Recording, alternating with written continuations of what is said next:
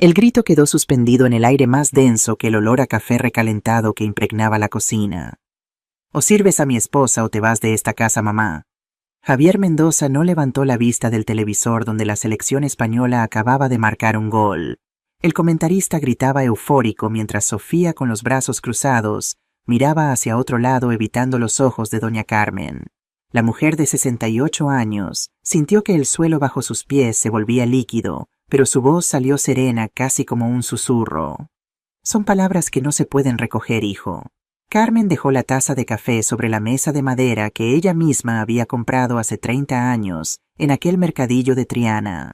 Las llaves de la casa, su casa pagada con 40 años de trabajo en la farmacia del barrio de Santa Cruz, seguían tibias en su mano. Sin decir nada más, caminó hacia su habitación con la espalda recta como le había enseñado su madre.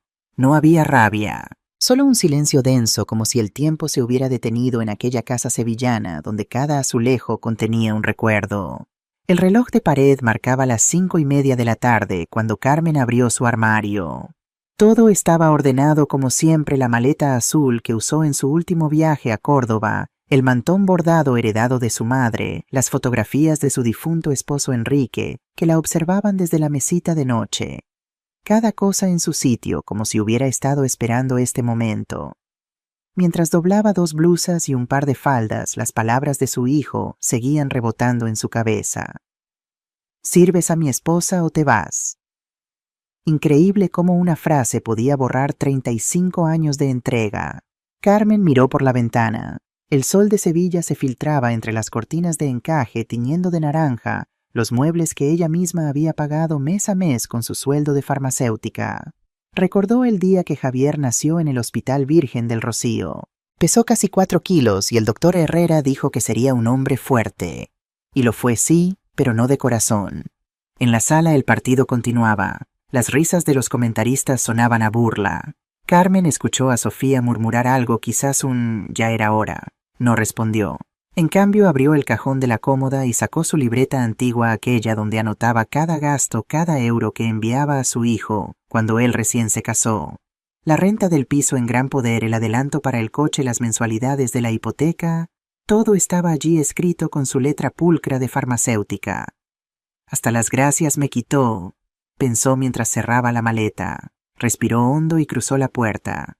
No esperaba que Javier la detuviera. No lo hizo. El portón de hierro forjado chirrió al cerrarse tras ella. Afuera el aire olía a azahar y a pan recién horneado de la panadería Sánchez. La calle Mateos Gago estaba tranquila a esa hora con solo algunos turistas fotografiando la Giralda a lo lejos. Carmen caminó hasta la esquina con su rosario apretado entre los dedos. «¿A dónde voy?», se preguntó, pero su cuerpo ya conocía la respuesta. La pensión El Giraldillo, cerca del mercado de Triana, donde su amiga Pilar Vega trabajaba de encargada. Allí encontraría una cama limpia y silencio, aunque fuera prestado.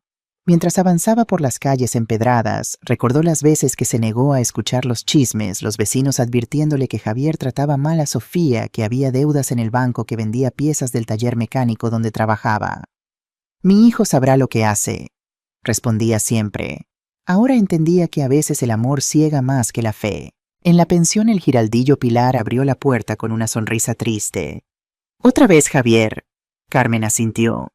Esta vez fue la última. Le ofrecieron una habitación sencilla con una cama de hierro, un ventilador antiguo y un crucifijo colgado ligeramente torcido. Dejó la maleta sobre la silla de mimbre, se sentó en la cama y permitió que el cansancio le pesara en los huesos por primera vez en todo el día. Esa noche no cenó. Encendió una vela frente a la pequeña imagen de la Virgen Macarena que siempre llevaba consigo. En su libreta escribió: «Día 1. Salí de casa. No lloré. No miré atrás».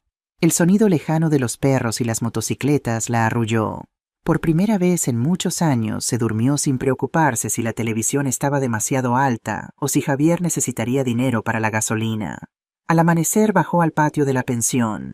El aroma a café con leche la envolvió como un abrazo.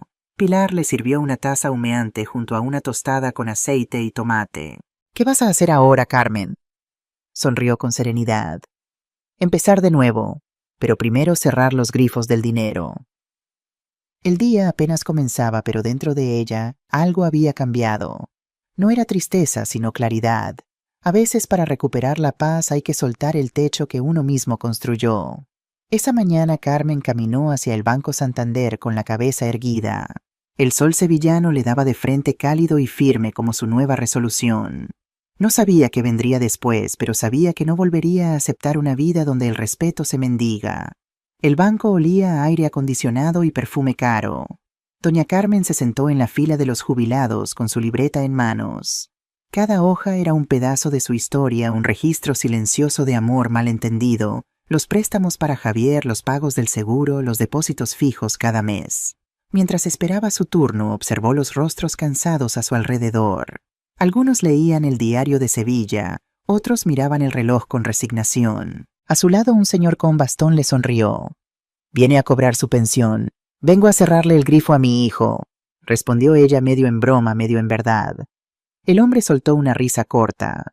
Carmen no. Ella sabía que ese paso significaba más que dinero. Era cortar el cordón que la había atado durante años. Cuando por fin la llamaron, se levantó despacio. «Buenos días, señora. ¿En qué puedo ayudarle? Quiero cancelar todas las transferencias automáticas hacia la cuenta de mi hijo, Javier Mendoza, y también dar de baja las tarjetas adicionales a su nombre». El joven cajero tecleó con rapidez. «¿Está segura aparecen como beneficiarios familiares?» «Justo por eso. No quiero seguir confundiendo la ayuda con la obligación». El clic del teclado sonó como una liberación. Con cada confirmación una carga menos sobre sus hombros. «Listo, señora. ¿Desea recibir un comprobante impreso?» «Sí, por favor. Y mándemelo también por correo. Quiero tener pruebas de todo». Guardó los papeles con la precisión de quien archiva su nueva independencia. Salió a la calle. El sol era intenso, pero ya no le pesaba.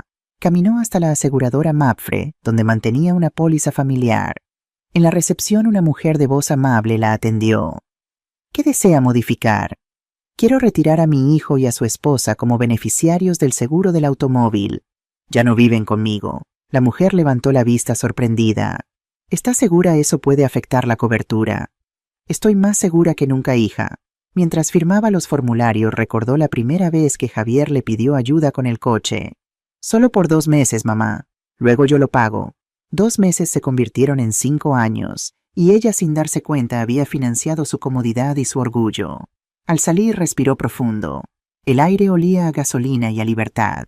Esa misma tarde fue a las oficinas de Endesa. En la ventanilla pidió cambiar el número de cliente y separar su cuenta de la casa donde vivían Javier y Sofía. «No quiero que mis recibos se mezclen más con los de ellos», explicó. El empleado asentía con gesto mecánico, pero Carmen sentía que cada trámite era una pequeña victoria. Cuando regresó a la pensión, el sol ya se ocultaba detrás de las terrazas del barrio.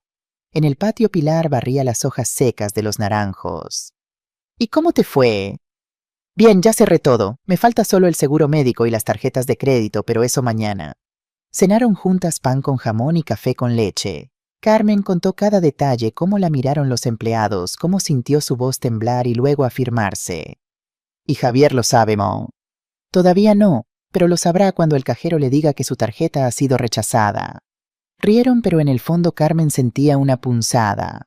No de culpa, sino de nostalgia, porque amar a un hijo no desaparece aunque te duela. «Dios mío», pensó, «enséñame a querer sin volver a lastimarme». Antes de dormir abrió su libreta y escribió: «Día 2. Cancelé transferencias, seguros y tarjetas. Cada firma fue una despedida. Me duele, pero respiro mejor». A medianoche el móvil vibró. Un mensaje de Sofía. «Suegra, Javier está furioso. Dice que lo ha humillado. ¿Puede venir a hablar con él?» Carmen miró la pantalla unos segundos. Luego apagó el teléfono. Al amanecer, Carmen fue al mercado de Triana a comprar pan y flores para la Virgen. Los puestos estaban llenos de voces y olores: canela, aceitunas, pescado fresco, frutas. Saludó a todos con su sonrisa de siempre, pero por dentro sentía algo distinto: ligereza. De regreso en la pensión, llamó a su amigo en el banco, don Francisco Morales, que había sido compañero de su esposo. «Francisco, necesito que revises algo. Quiero saber si Javier ha intentado usar la casa para un préstamo». Del otro lado, un silencio breve. «Déjame revisar, Carmen. Te llamo en la tarde». «Pero, ¿por qué sospechas?» «Porque cuando uno corta el dinero salen los secretos». Esa frase la acompañó el resto del día. Pasó horas en la capilla pequeña de la pensión, orando frente a la Virgen. No pidió castigo, solo claridad, que la verdad llegara aunque doliera. Al caer la noche, mientras el ventilador zumbaba su móvil, volvió a sonar. Un número desconocido. Dudó en contestar. Al tercer timbrazo, respondió: «Doña Carmen, soy Francisco. Tenemos que hablar mañana en el Café Giralda junto al banco. Lo que descubrí no es bueno». El corazón se le apretó, pero su voz salió firme. «Ahí estaré». Colgó y antes de apagar la luz escribió en su libreta: «Día 3. Algo se esconde. Mañana sabré qué, pero ya no tengo miedo». Apagó la vela. En el silencio los grillos cantaban como si acompañaran su decisión. El Café Giralda olía a churros recién fritos y a conversación madrugadora. Las tazas tintineaban como campanitas en misa. Don Francisco ya la esperaba en la mesa del fondo con el Diario de Sevilla, doblado en 4 y su sonrisa cansada. Tenía el cabello más cano que la última vez, pero los ojos seguían firmes, de esos que uno reconoce como puerto seguro en medio de la tormenta. «Carmen», dijo poniéndose de pie. «Gracias por venir tan temprano, Francisco. Si me llamaste así de urgente es que no podía esperar», respondió ella. Sentía el peso delicado de su libreta en el bolso, como si también ella quisiera escuchar. El camarero dejó 2 cafés con leche. Francisco revolvió el suyo con calma, como quien busca palabras en el fondo de la taza. «Ayer revisé el sistema», empezó, «y encontré solicitudes, no antiguas, recientes. Tu hijo intentó tramitar un préstamo con garantía de tu casa. Trajo papeles, digamos, muy presentables. Demasiado». El golpe fue seco por dentro. No un trueno, sino esa grieta en la porcelana que uno descubre al lavar su plato favorito. «¿Falsificados?», preguntó con la boca más seca que una miga de pan duro. «Eso pensamos. El título de propiedad que presentó no corresponde con lo que está en el registro de la propiedad. Nuestra área legal lo detectó y rechazó la operación». Francisco la miró directamente. «Carmen, esto no fue un malentendido. Fue una intención clara». La cucharilla resbaló de sus dedos y golpeó el platillo con un tintineo que le atravesó el pecho. Miró por la ventana. El sol se estaba colando entre las sombras de los toldos, encendiendo el polvo que flotaba en el aire. Pensó en la cuna de Javier, en sus primeros pasos por el pasillo de baldosas hidráulicas, en su risa cuando aprendió a montar bicicleta. ¿Dónde se tuerce el hilo de un hijo? «Gracias por decírmelo, Francisco». La voz le salió distinta, más grave. «Necesito confirmar todo en la notaría. Ve con el notario Ortega. Es recto como una vara de olivo. Te dirá lo que hay sin adornos». Asintió. Pagaron, y al salir la ciudad sonaba a bocinas impacientes y a pájaros. A ella le zumbaba otra cosa la palabra premeditado. La notaría del licenciado Ortega olía a madera encerada y a tinta. En el recibidor, una secretaria con gafas le pidió su DNI y el número de expediente. Carmen llevaba todo en una carpeta verde con separadores y notas. Había aprendido de Enrique, su difunto marido, que la vida se organiza mejor cuando los papeles también lo están. «Espere un momentito, señora», dijo la joven llevándose sus documentos. El notario la recibió en un despacho donde un ventilador de techo cortaba el aire denso en rebanadas finas. Tenía manos grandes de quien ha cargado cajas, además de sellar papeles. «¿En qué puedo ayudarle, doña Carmen? Quiero verificar la titularidad de mi casa y saber si alguien ha intentado mover algo sin mi permiso». El licenciado Ortega abrió su ordenador con un suspiro que no supo si era de rutina o de pena.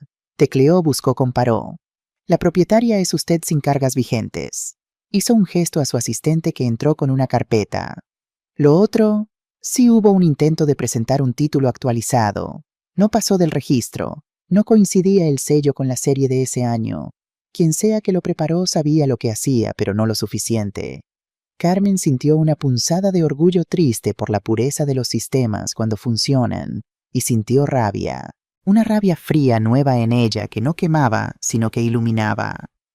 «Gracias, licenciado. Ahora necesito orientación, no para denunciar todavía, sino para protegerme. ¿Qué pasos me recomienda? Primero, levantar un acta de hechos en la comisaría por si la situación escala. Segundo, notificar legalmente a los ocupantes de su domicilio un aviso de desocupación si han violado acuerdos de convivencia.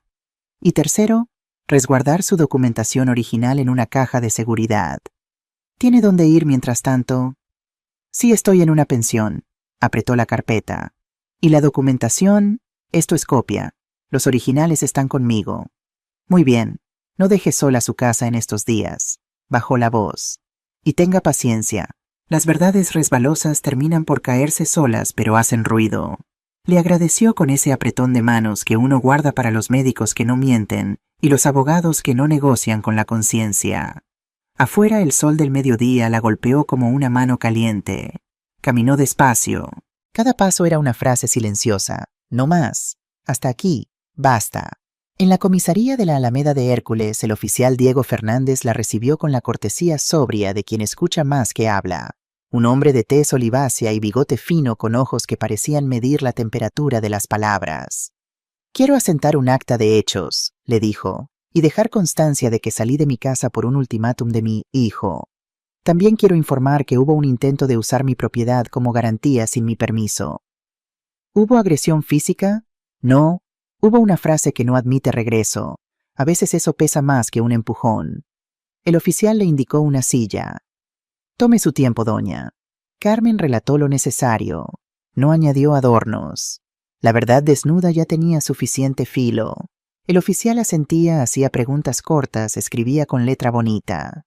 «Le recomiendo que presente un aviso de desocupación si así lo decide. Nosotros podemos acompañarla cuando notifique. No está sola, doña Carmen. Usted no está sola». 4 palabras como una sombra buena bajo el sol. Salió y compró un zumo de naranja en el carrito de la esquina. El ácido le despertó las ganas de llorar, pero las contuvo. No por orgullo, sino porque quería que el llanto llegara solo cuando tuviera destino, o en la iglesia, o en la almohada. No en la acera pública. A las 4 de la tarde el móvil vibró. Una llamada perdida, luego otra y otra. En 10 minutos 5. El número de Javier, el de Sofía, y uno desconocido. Apagó el sonido.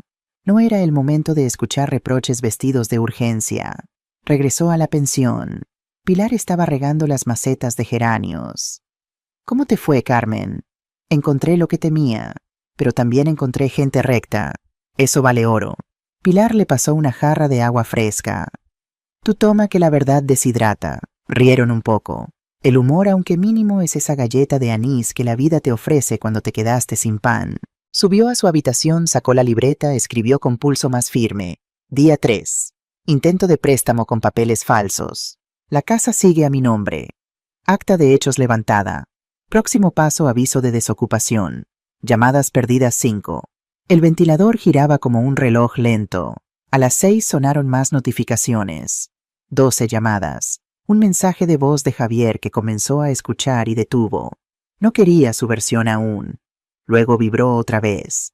Un audio de Sofía. Dudó. Abrió el archivo.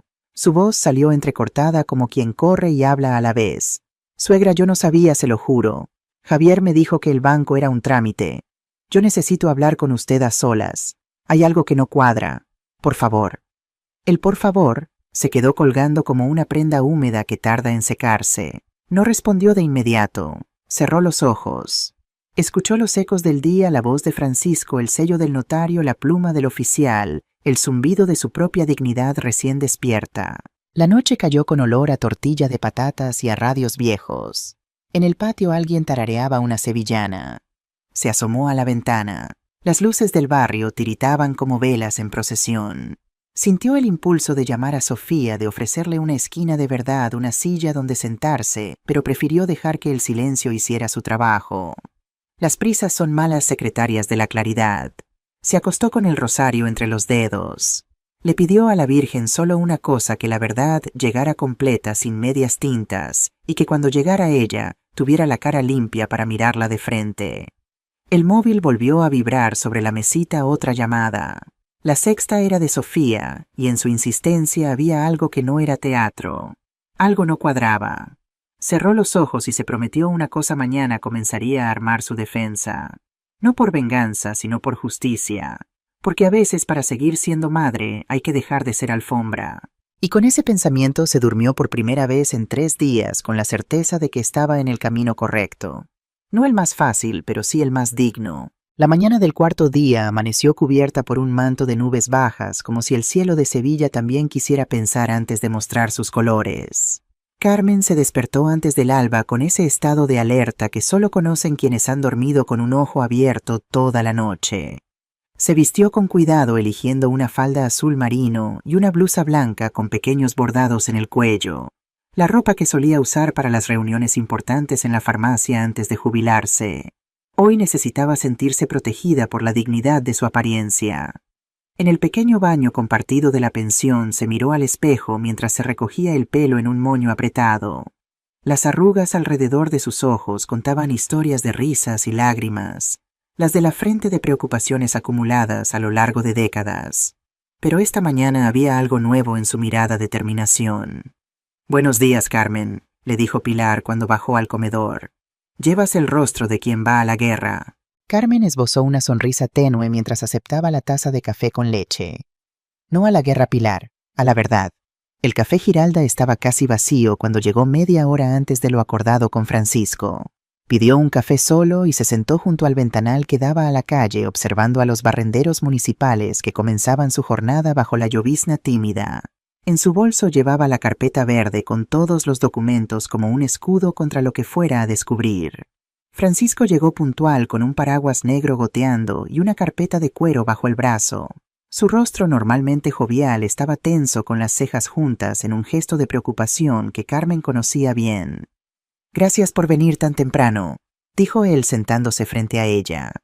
«Cuando dijiste que era grave supe que no podía esperar», respondió Carmen sintiendo cómo se le aceleraba el pulso.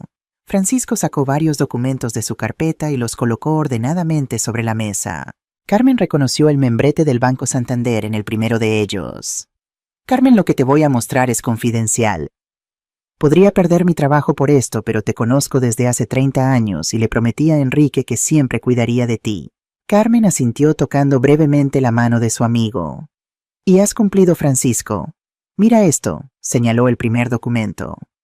«Es una solicitud de préstamo hipotecario por 120.000 euros. Fue presentada hace 3 semanas por Javier. La garantía es tu casa en Santa Cruz». Carmen observó el papel con atención. La firma al pie del documento pretendía ser la suya, pero los trazos eran demasiado rígidos, como si alguien hubiera copiado su firma con demasiado cuidado. «Esta no es mi firma», dijo en voz baja. «Lo sé», confirmó Francisco. «Por eso se rechazó la solicitud. Pero hay más». Pasó al segundo documento un estado de cuenta. «Esta es la cuenta conjunta que mantiene Javier con Sofía. Mira los movimientos de los últimos 6 meses». Carmen revisó la lista de transacciones sintiendo cómo se le formaba un nudo en la garganta.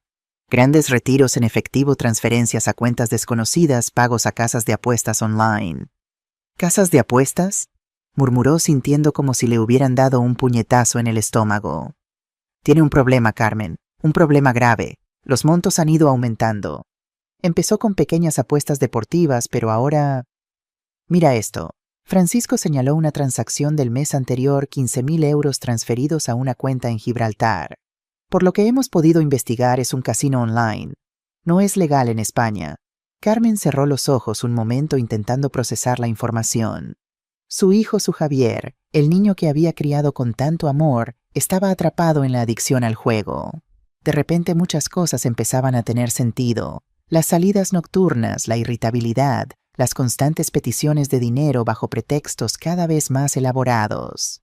«¿Crees que Sofía lo sabe?», preguntó. Francisco se encogió de hombros. «Es difícil saberlo, pero fíjate en esto». Le mostró otro documento, una copia de un correo electrónico enviado desde la cuenta de Javier a una dirección desconocida. «Te envío los documentos modificados de la casa de mi madre. Ella no sabe nada y no tiene por qué enterarse. Con esto podemos acceder a un préstamo que solucionará todo. Necesito ese dinero para saldar la deuda con M. Me ha dado un ultimátum y sabes que no es alguien con quien se pueda jugar». Carmen sintió que le faltaba el aire. «¿Quién es M?». «No lo sabemos con certeza», respondió Francisco con cautela, «pero por el patrón de pagos y algunas investigaciones internas sospechamos que puede ser un prestamista ilegal, alguien que le ha estado proporcionando dinero a tasas usureras». Las piezas se encajaban como un rompecabezas macabro. Las deudas de juego habrían llevado a Javier a prestamistas, y cuando la situación se volvió insostenible, intentó usar la casa de su madre como salvavidas. «Francisco», dijo Carmen con voz temblorosa pero decidida, «¿cuánto crees que debe...?» El banquero respiró hondo antes de responder. Por lo que podemos ver en sus movimientos bancarios, y estimando lo que podría haber pedido prestado, probablemente cerca de 200.000 euros. La cifra cayó como una losa. 200.000 euros. Más del valor de su pensión de 10 años. Más de lo que podría ayudar incluso si quisiera. Hay algo más que debes saber, añadió Francisco con expresión grave. Esta no fue la primera vez que intentó usar tu casa como aval. Encontramos otro intento hace 2 meses con otro banco. También fue rechazado por irregularidades en la documentación. Carmen apretó su libreta contra el pecho como buscando apoyo. ¿Qué me recomiendas hacer, Francisco? Legalmente tienes varias opciones. Puedes denunciarlo por falsificación de documentos y estafa en grado de tentativa. Puedes emitir una carta formal revocando cualquier poder que le hayas otorgado en el pasado. Y definitivamente deberías poner tu casa a salvo, quizás cambiando la titularidad a un régimen especial de protección. ¿Y si no hago nada? Francisco la miró directamente a los ojos. Si no haces nada, lo intentará de nuevo. Y la próxima vez podría tener éxito. Estos prestamistas no juegan, Carmen. Si Javier no paga, irán tras cualquier activo que puedan encontrar legalmente o no. Carmen asintió lentamente, procesando toda la información. Una cosa más, dijo Francisco sacando una tarjeta de su bolsillo. Este es el contacto de Ana Gutiérrez. Es abogada especializada en derecho de familia y protección patrimonial. Es discreta y muy competente. Creo que deberías hablar con ella cuanto antes. Carmen tomó la tarjeta sintiendo su peso como si fuera de plomo.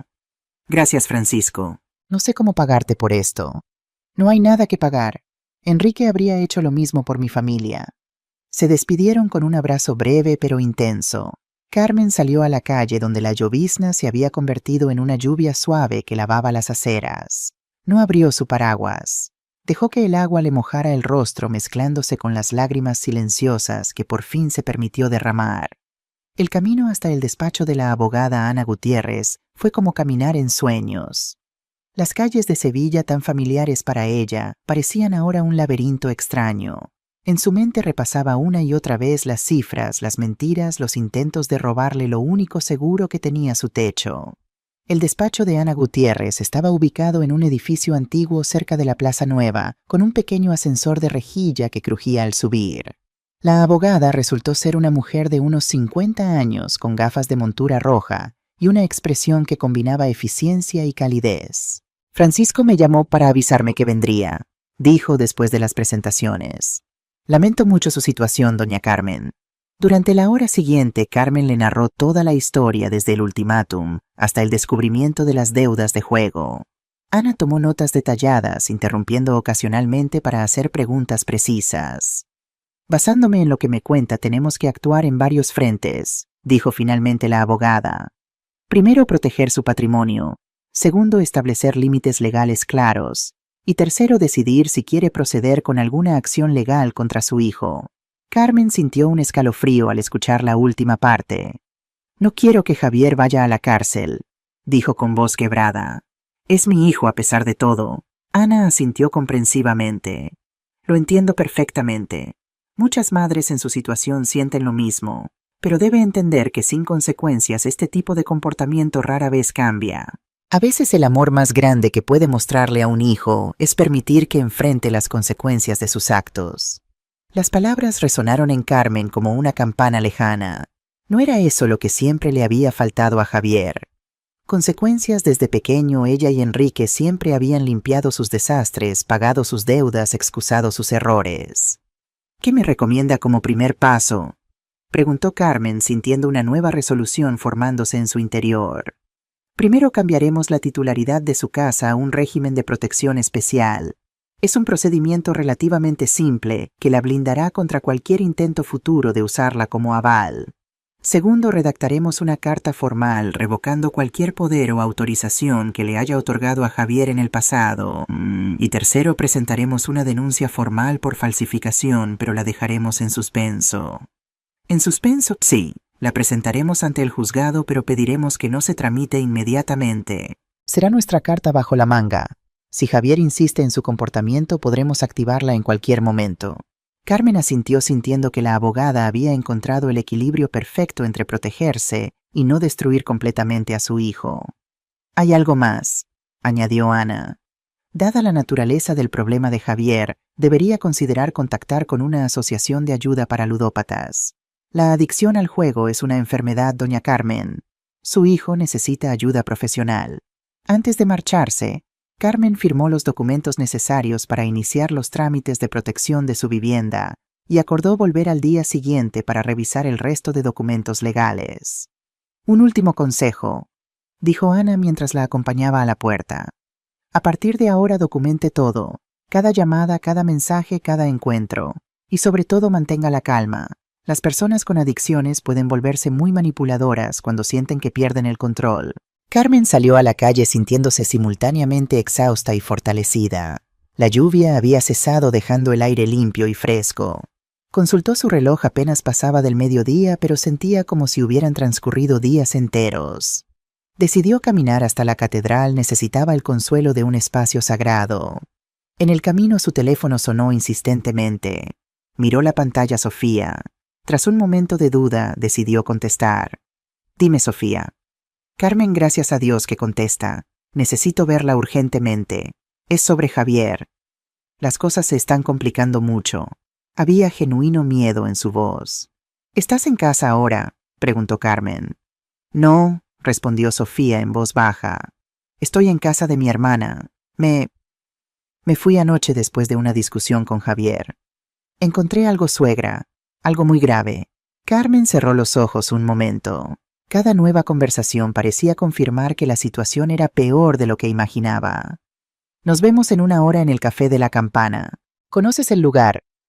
Sí, lo conozco. Ten cuidado, Sofía, y no le digas a nadie dónde estaremos.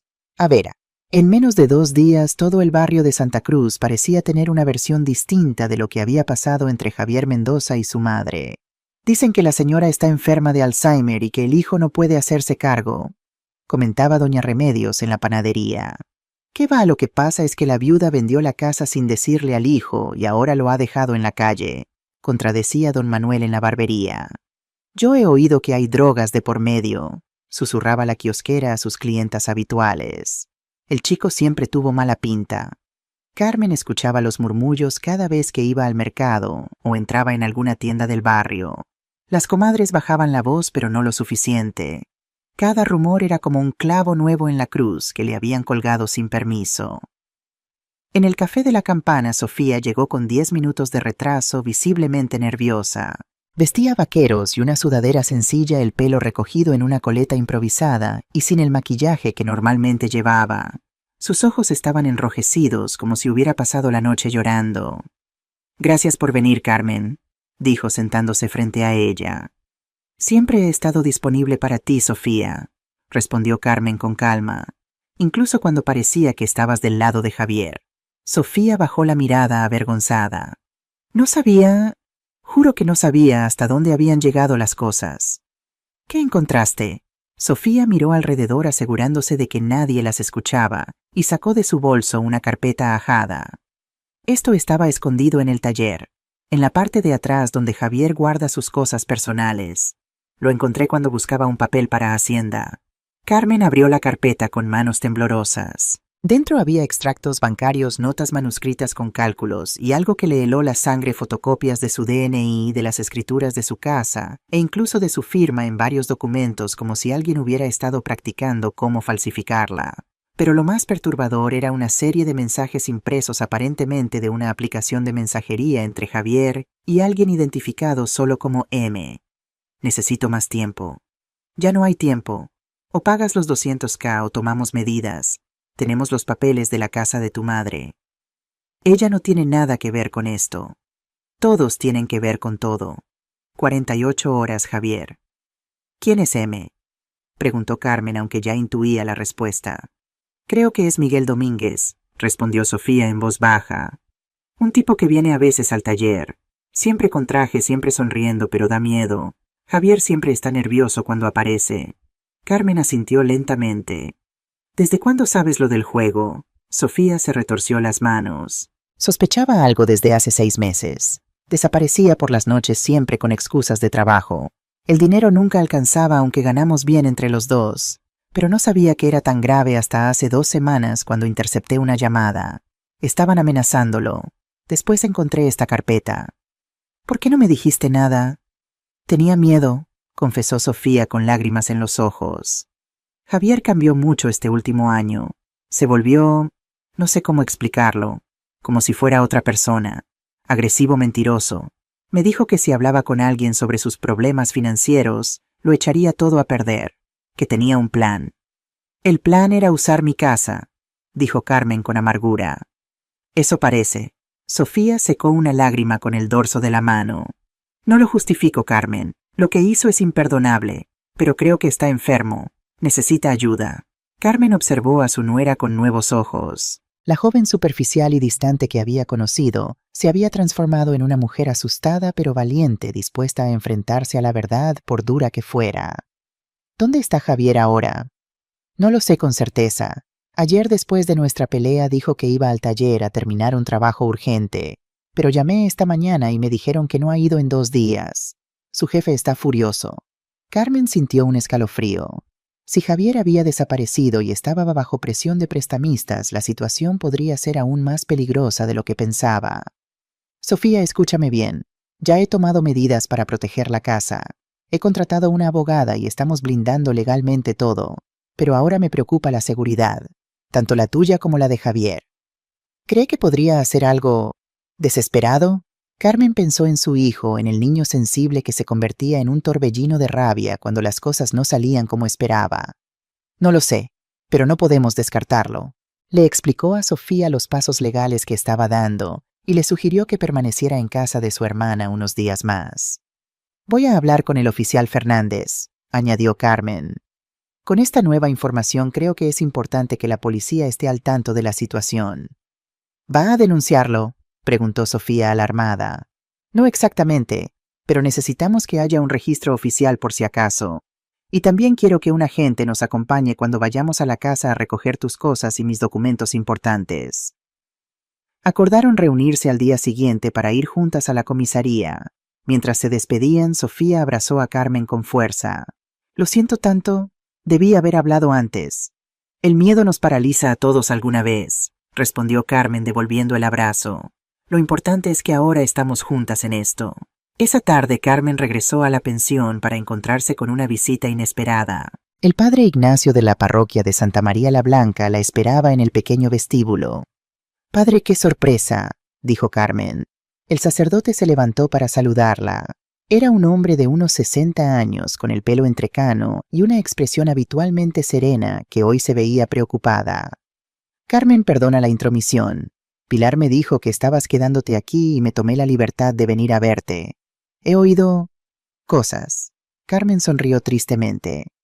Imagino que todo el barrio está hablando. Por desgracia, sí.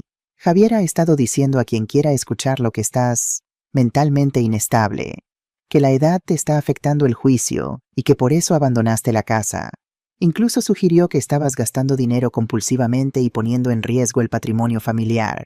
Carmen sintió que la sangre le hervía en las venas, pero mantuvo la compostura. ¿Y la gente le cree? Algunos sí, otros no tanto. Los que te conocen bien saben que eres una mujer sensata y responsable, pero Javier puede ser muy convincente cuando se lo propone. Se sentaron en un rincón tranquilo del patio donde los naranjos proyectaban una sombra fresca. Carmen le contó al padre Ignacio todo lo que había descubierto, desde los intentos de fraude hasta las deudas de juego y las amenazas de los prestamistas. Dios mío, murmuró el sacerdote cuando terminó de escuchar. Es mucho peor de lo que imaginaba. Lo que más me duele no es el dinero ni siquiera la traición, confesó Carmen. Es que mi propio hijo intenta destruir mi reputación para salvarse. 40 años cuidándolo y ahora me retrata como una anciana senil. El padre Ignacio tomó sus manos entre las suyas. El perdón no se da antes de poner límites, Carmen. Primero el respeto, luego el perdón. Esas palabras me las dijo mi madre, sonrió Carmen con nostalgia. Era una mujer sabia entonces. ¿Qué piensas hacer ahora? Proteger lo que es mío. No por egoísmo, sino por principio. Y también quiero ayudar a Javier si él me lo permite. La adicción al juego es una enfermedad, pero tendrá que ser en mis términos, no en los suyos.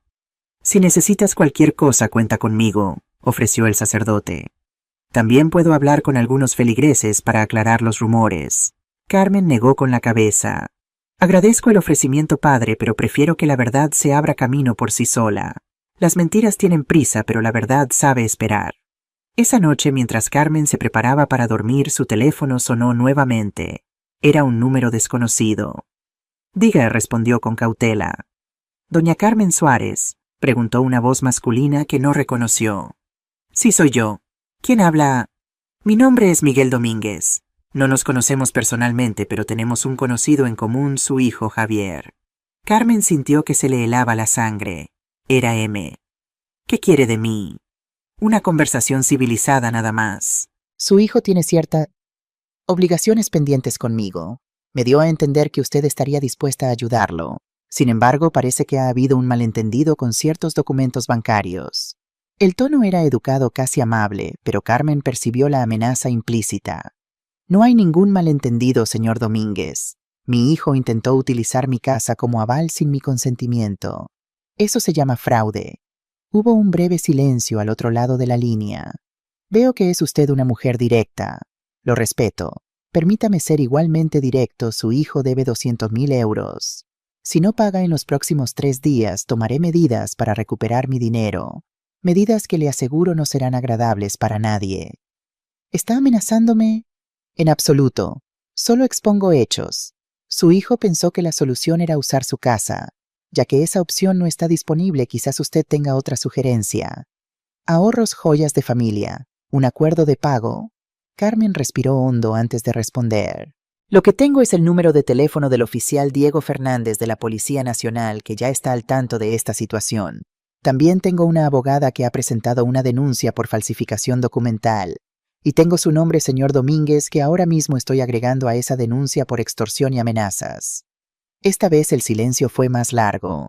Es una lástima que lo vea así, doña Carmen. Creía que podríamos llegar a un acuerdo amistoso. No hay nada amistoso en lo que usted hace. Y ahora, si me disculpa, voy a colgar y a llamar inmediatamente a la policía.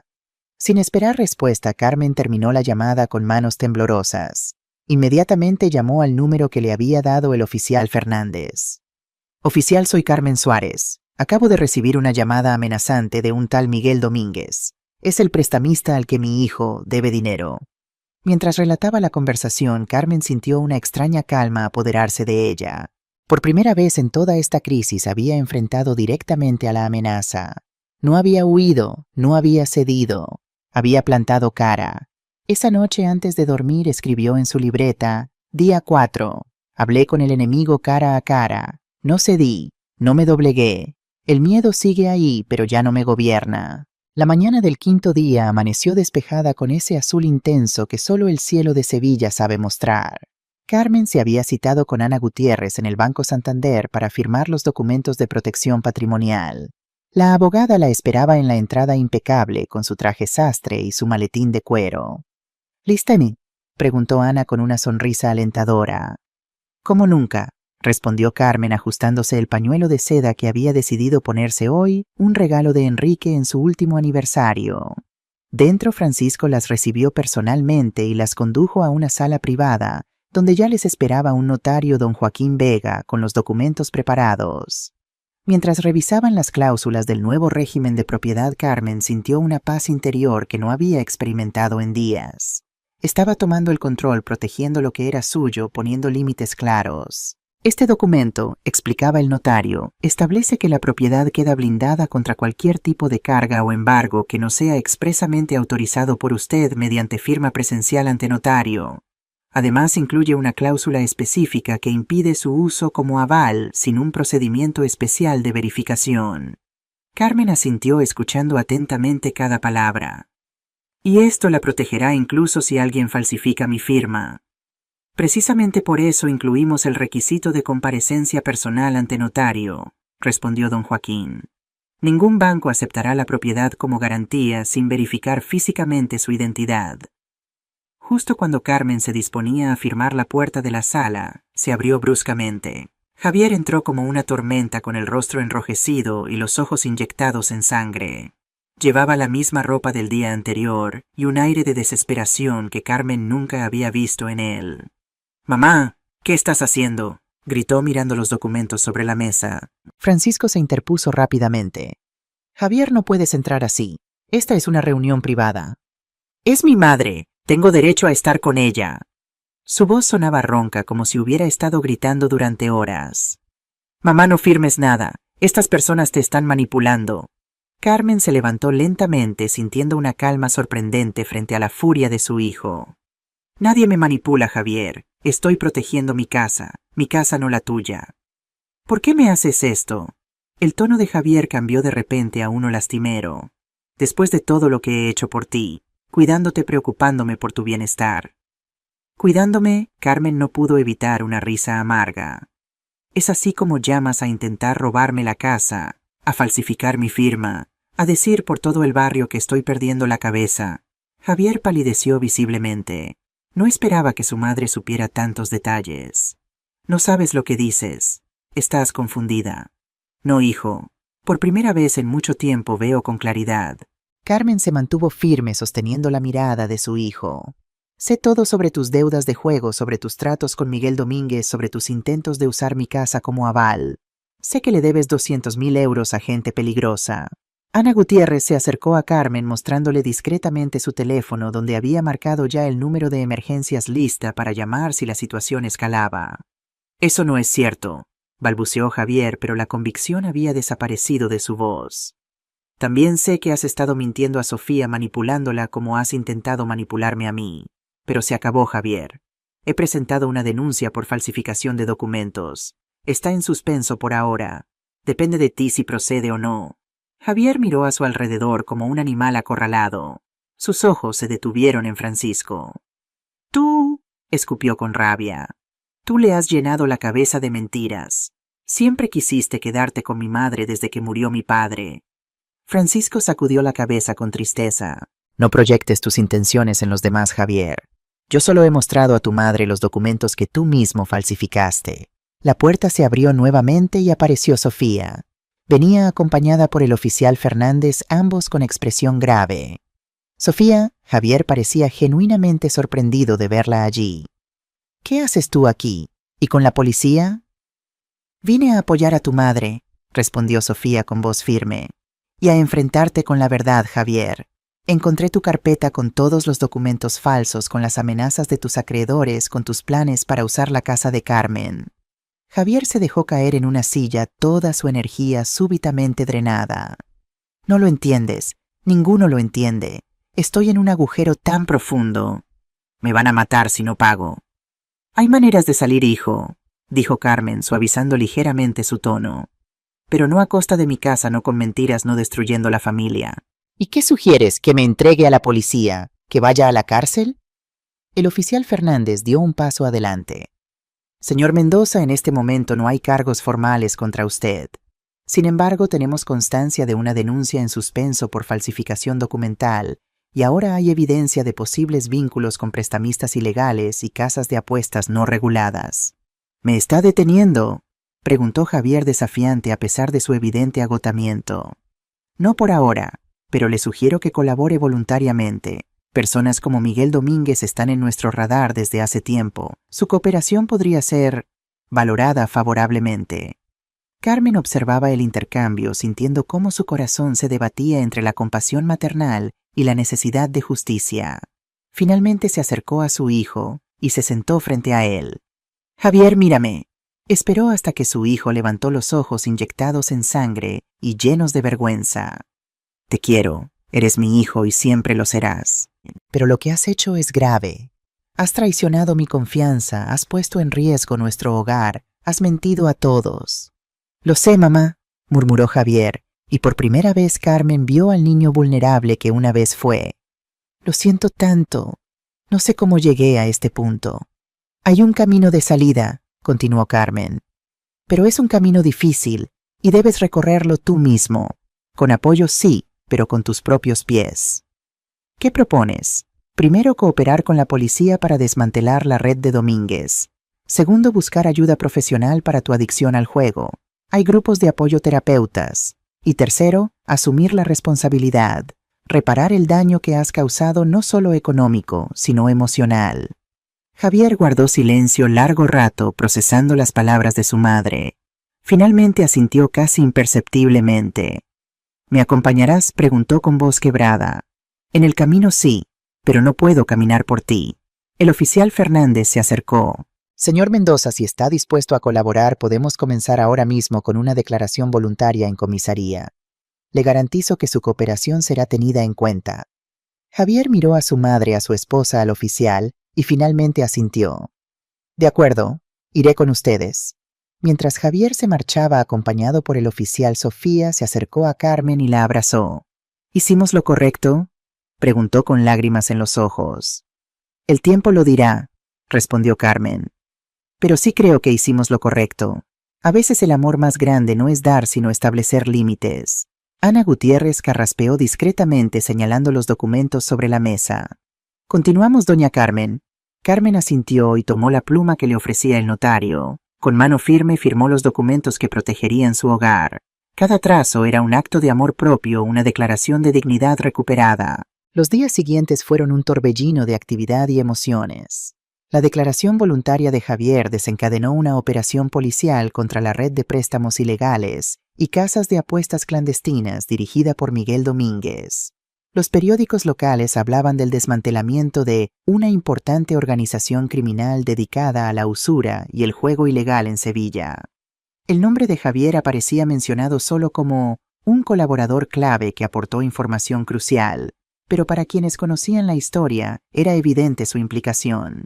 Carmen se enteró por el oficial Fernández que Javier había sido detenido formalmente, pero bajo cargos menores, comparados con los que podría haber enfrentado. Su cooperación y la intervención de Ana Gutiérrez habían logrado que se le concediera la libertad provisional a la espera de juicio. ¿Qué pasará con él ahora?, preguntó Carmen cuando el oficial la visitó en la pensión para informarle de los avances. Enfrentará un juicio, eso es inevitable. Pero con los atenuantes de colaboración y arrepentimiento es probable que la sentencia sea leve, quizás suspendida, si cumple ciertas condiciones como tratamiento para su adicción y servicios comunitarios. Carmen asintió sintiendo un alivio agridulce. Su hijo no iría a prisión, al menos no por largo tiempo, pero tendría que afrontar las consecuencias de sus actos. Y las deudas, los prestamistas la mayoría de los implicados en la red de Domínguez han sido detenidos. Las deudas contraídas en esos círculos no son legalmente exigibles, así que técnicamente su hijo queda liberado de ellas. El oficial hizo una pausa. Sin embargo, debe entender que la adicción al juego es una enfermedad crónica. Sin tratamiento adecuado es probable que recaiga. Carmen lo entendía perfectamente. Había pasado los últimos días investigando sobre la ludopatía, leyendo testimonios, contactando con asociaciones de ayuda. Estaba decidida a apoyar a Javier en su recuperación, pero esta vez con conocimiento y límites claros. Mientras tanto, la noticia de lo sucedido corrió como la pólvora por el barrio de Santa Cruz.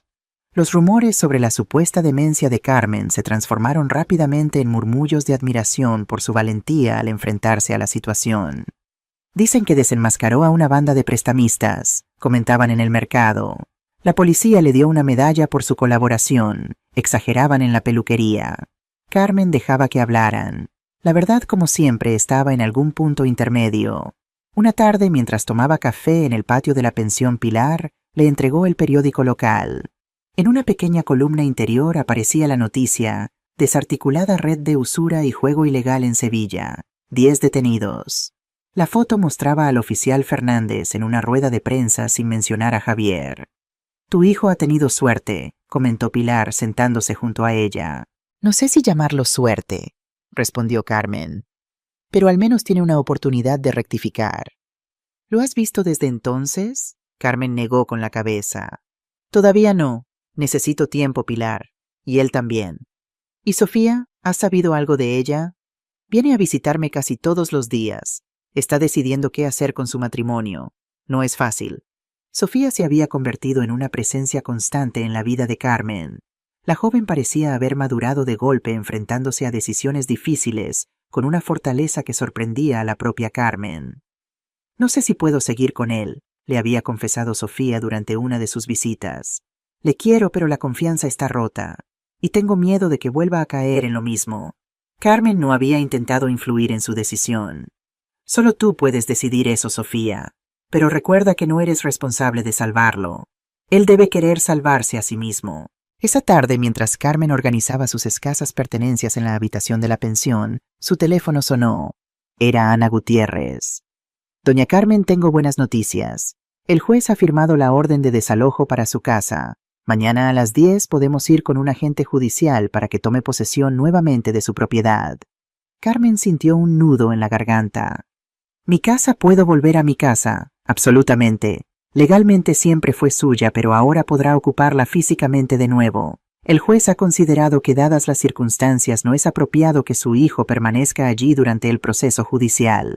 Carmen se sentó en la cama abrumada por la emoción. Después de todos estos días de incertidumbre, volvería a su hogar, a sus muebles, a sus recuerdos, a sus azulejos y sus macetas. ¿Estará Javier allí cuando lleguemos?, preguntó súbitamente, preocupada por el encuentro. No. Según el auto judicial, debe abandonar la vivienda hoy mismo. El oficial Fernández supervisará que así sea. Después de colgar, Carmen permaneció largo rato sentada mirando al vacío. Debería sentirse eufórica, pero lo que sentía era una mezcla de alivio y tristeza. Victoria y pérdida entrelazadas. Abrió su libreta y escribió: Día 7. Mañana vuelvo a casa. Javier enfrentará un juicio. Todo ha terminado y todo comienza. ¿Es esto justicia? ¿Es esto amor? Quizás ambos, quizás ninguno. Quizás solo sea vida con sus consecuencias inevitables. Esa noche Carmen soñó con Enrique. Estaban juntos en el patio de su casa bajo el limonero, y él le sonreía con esa expresión cálida que siempre reservaba para ella. Lo has hecho bien, Carmen, le decía en el sueño. Has sido fuerte cuando tenías que serlo y serás compasiva cuando llegue el momento. Se despertó con lágrimas en los ojos, pero con una extraña sensación de paz. Había hecho lo correcto, aunque lo correcto doliera como una herida abierta. El día amaneció radiante, como si Sevilla quisiera celebrar con ella su regreso a casa. Ana Gutiérrez la recogió puntualmente acompañada por un agente judicial y el oficial Fernández. Todo está en orden, le informó el oficial. Su hijo desalojó la vivienda anoche sin incidentes. Cuando llegaron a la calle Mateos Gago, Carmen sintió que el corazón se le aceleraba. La fachada blanca de su casa, con sus macetas de geranios, ahora marchitos por la falta de cuidado, se alzaba frente a ella, como un viejo amigo que la esperaba. El agente judicial abrió la puerta con una llave que le entregó a Carmen en cuanto entraron. La propiedad queda oficialmente restituida a su legítima dueña, declaró formalmente entregándole un documento que ella firmó con manos temblorosas. El interior de la casa presentaba signos evidentes de descuido: polvo acumulado, platos sucios en el fregadero, ropa tirada por el suelo. Pero nada de eso importaba. Era su hogar y estaba de vuelta. ¿Quiere que revisemos todo el inmueble?, preguntó el oficial Fernández. Carmen asintió y juntos recorrieron cada habitación. Todo parecía estar en su sitio, aunque en la habitación de Javier y Sofía reinaba el caos, como si hubieran recogido las pertenencias a toda prisa.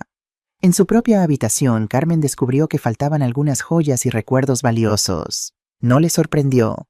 La adicción al juego llevaba a las personas a vender cualquier cosa de valor. Podemos añadir esto a la denuncia, sugirió Ana al ver su expresión. No, déjalo así, respondió Carmen. Son solo cosas. Lo importante es que recuperé mi casa. Cuando los funcionarios se marcharon, Carmen se quedó sola en medio de su sala de estar. El silencio era denso, casi palpable. Se dejó caer en su viejo sillón, acariciando los brazos de madera gastada donde tantas veces se había sentado Enrique. El timbre sonó sobresaltándola. Al abrir la puerta encontró a Sofía con una pequeña maleta. Carmen, no sabía si venir, pero... Pasa, hija, la interrumpió Carmen abrazándola. Esta sigue siendo tu casa si la necesitas. Sofía entró mirando a su alrededor con nostalgia. Está todo tan diferente. Un poco de limpieza y volverá a ser lo que era, dijo Carmen, intentando sonar más animada de lo que se sentía. O quizás sea mejor que sea algo nuevo, algo distinto. Se sentaron en la cocina mientras Carmen preparaba café. Había algo reconfortante en volver a usar su cafetera, sus tazas, su azucarero. He estado pensando, dijo Sofía después de un largo silencio. Quiero ayudar a Javier, pero necesito espacio, tiempo para pensar. Lo entiendo perfectamente. Me preguntaba si podría quedarme aquí unos días, Solo hasta que encuentre algo. Prometo no molestar. Carmen la miró con ternura. Esta joven que había entrado en su vida como una extraña, casi una adversaria, se había convertido en algo cercano a una hija. Quédate el tiempo que necesites. Esta casa es grande para mí sola. Esa tarde, mientras limpiaban juntas, sonó el teléfono de Carmen. Era el oficial Fernández. Doña Carmen, disculpe que la moleste. Hay una novedad que debe saber. Su hijo Javier ha solicitado ingresar voluntariamente en un centro de tratamiento para ludópatas. Comenzará un programa de 3 meses a partir de mañana. Carmen cerró los ojos sintiendo una oleada de emociones contradictorias. Gracias por avisarme, oficial. Pidió específicamente que se lo comunicara. Dijo que no se atrevía a llamarla directamente, pero que quería que supiera que está dando este paso. ¿Cree que es sincero?, preguntó Carmen, temerosa de albergar falsas esperanzas. En mi experiencia, cuando alguien toca fondo como lo ha hecho su hijo, 2 cosas pueden pasar. O se hunde definitivamente, o encuentra la fuerza para cambiar. El tiempo dirá. Después de colgar, Carmen le comunicó la noticia a Sofía, que la recibió con cautela. Esperemos que esta vez vaya en serio, dijo sin dejarse llevar por el optimismo. Es un primer paso, respondió Carmen. Un paso que debe dar él solo. Esa noche, sentada en el patio bajo las estrellas, con el rumor de la fuente y el aroma de los jazmines recién regados, Carmen reflexionó sobre el extraordinario giro que había dado su vida en apenas una semana. De ama de casa sacrificada a mujer independiente que había plantado cara a la injusticia. De madre abnegada a persona con límites claros. Abrió su libreta y escribió: Día 8. Estoy en casa. Mi casa. Sofía está conmigo. Javier entrará en rehabilitación. No sé qué depara el futuro, pero sé una cosa: nunca más permitiré que nadie me trate como si no mereciera respeto. Ni siquiera mi propio hijo. Especialmente mi propio hijo. Cerró la libreta y miró al cielo estrellado. Había tanto por reconstruir, tanto por sanar.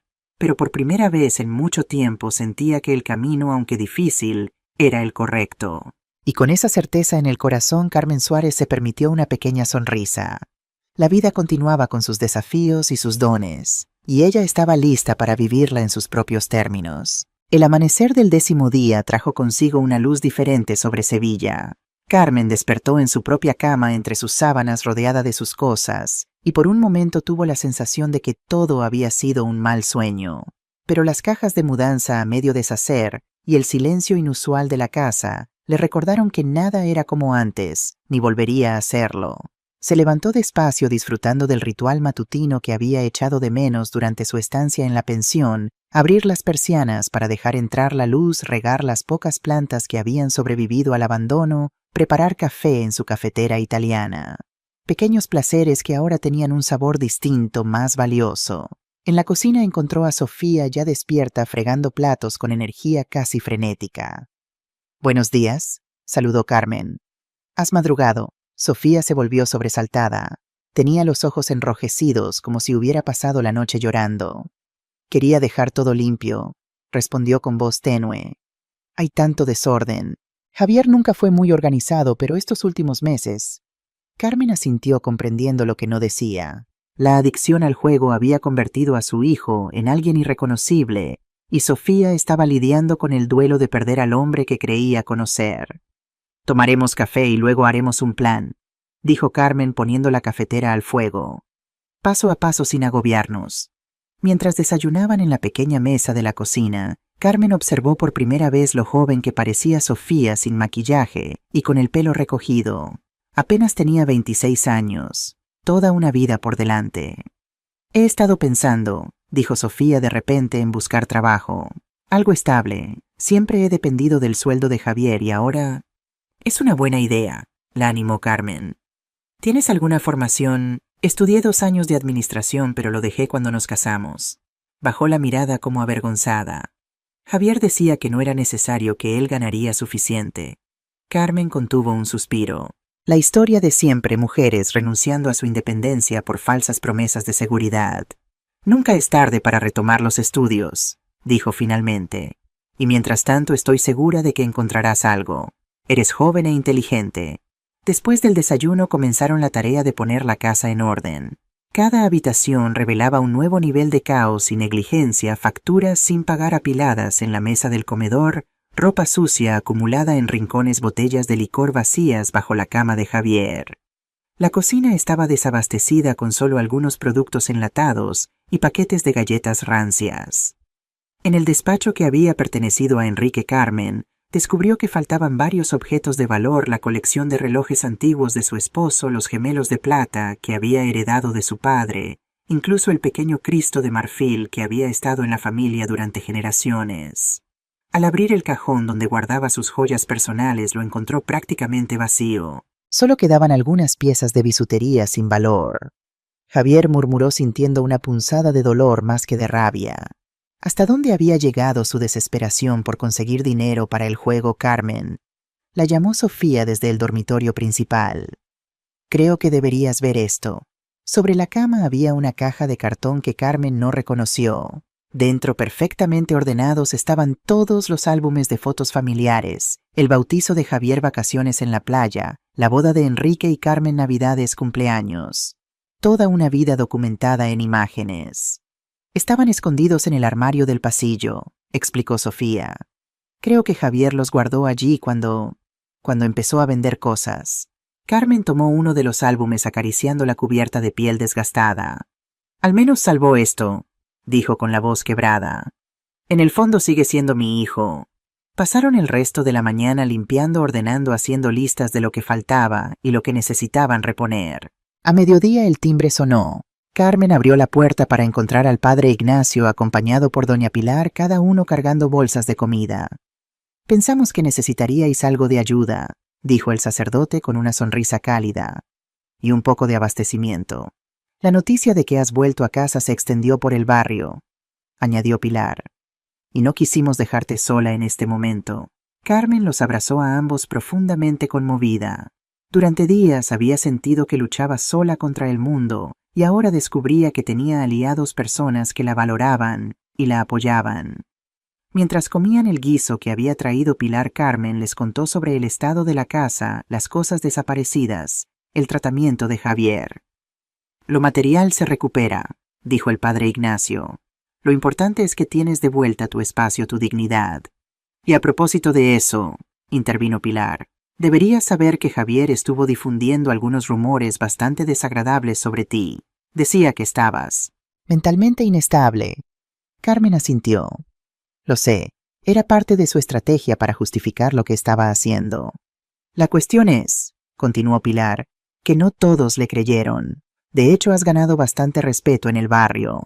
La gente admira cómo manejaste todo el asunto. ¿Admiran que denunciara a mi propio hijo?, preguntó Carmen escéptica. Admiran que una mujer de tu edad plantara cara a la injusticia, aclaró el padre Ignacio. Hay muchas mujeres en situaciones similares, Carmen, maltratadas por sus hijos, despojadas de sus ahorros, manipuladas. Tu historia les da esperanza. Esas palabras resonaron en Carmen durante el resto del día. Mientras recorría su casa recuperando cada rincón, cada objeto, una idea comenzó a formarse en su mente. Una idea sobre el propósito, sobre el significado que podría extraer de toda esta experiencia dolorosa. Esa tarde, mientras Sofía se ocupaba de lavar las cortinas, Carmen salió al patio. El pequeño espacio estaba descuidado con las macetas secas y las baldosas cubiertas de hojas, pero seguía siendo un remanso de paz. Se sentó en el banco de azulejos donde tantas tardes había compartido con Enrique y cerró los ojos dejando que el sol de la tarde acariciara su rostro. ¿Qué harías tú, Enrique?, murmuró como si su esposo pudiera escucharla. ¿Cómo transformarías este dolor en algo útil? El sonido de pasos la sacó de su ensimismamiento. Era doña Remedios, su vecina de toda la vida, una mujer de 70 y tantos años que rara vez salía de casa. «Carmen, querida», dijo la anciana desde la puerta del patio con evidente nerviosismo.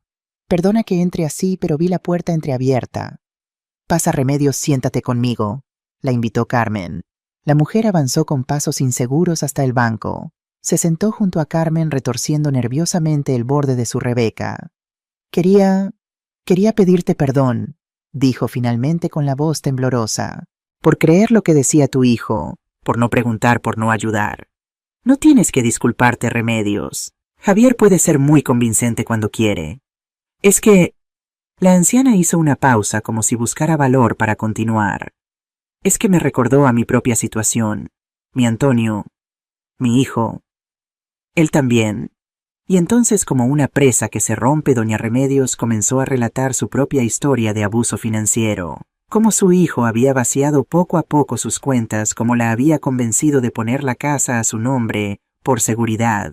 Cómo la hacía sentir inútil y senil cada vez que ella cuestionaba sus decisiones. Carmen la escuchó en silencio, sosteniendo sus manos arrugadas entre las suyas, sintiendo cómo se le formaba un nudo en la garganta. No era solo Remedios, no era solo ella.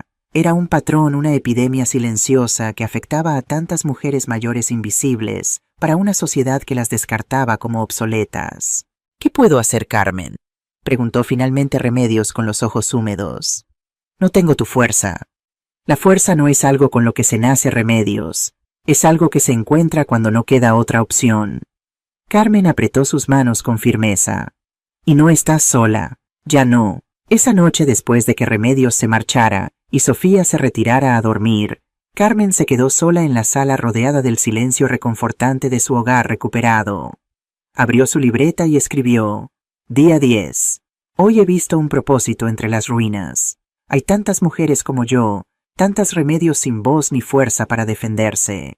Quizás esta casa que ha sido testigo de tanto dolor pueda convertirse en un refugio, un lugar de sanación no solo para mí, sino para otras. Cerró los ojos visualizando lo que podría ser habitaciones acogedoras para mujeres en transición, talleres para recuperar la autoestima, asesoramiento legal para proteger patrimonio. Que sí. Un espacio donde la dignidad no fuera un privilegio, sino un derecho. Con ese pensamiento se fue a dormir sintiendo por primera vez en mucho tiempo que el futuro, lejos de ser una amenaza, podía ser una promesa. El amanecer del 11º día encontró a Carmen despierta antes de que los primeros rayos de sol asomaran por su ventana. La idea que había germinado el día anterior se había desplegado durante la noche en su mente, creciendo en detalles y posibilidades. Se levantó sigilosamente para no despertar a Sofía y preparó café.